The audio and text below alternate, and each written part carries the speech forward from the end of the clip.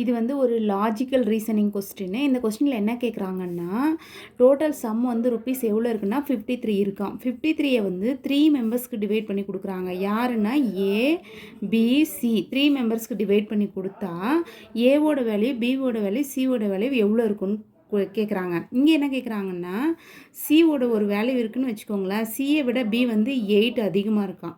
மோர் தென் 8 அதிகமாக இருக்கான். அடுத்தது ஏவோட வேல்யூ வந்து பியை விட 7 அதிகமாக இருக்குதான். பியை விட 7 அதிகம், இதை விட இது 8 அதிகமாக இருக்குது அப்படின்னு சொல்கிறாங்க. அப்போது என்னவா இருக்கும், ஆன்சர் என்ன இருக்கும் நம்ம ஃபைன் பண்ணணும்.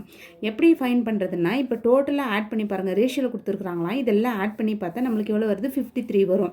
இது 10ன்னு இருந்தால் இதை விட இது 8 அதிகமாக இருக்குது, இதை விட இது 7 அதிகமாக இருக்குது பாருங்கள், இதை விட இது 7 அதிகமாக இருக்குது, அப்போ 25 வரும்.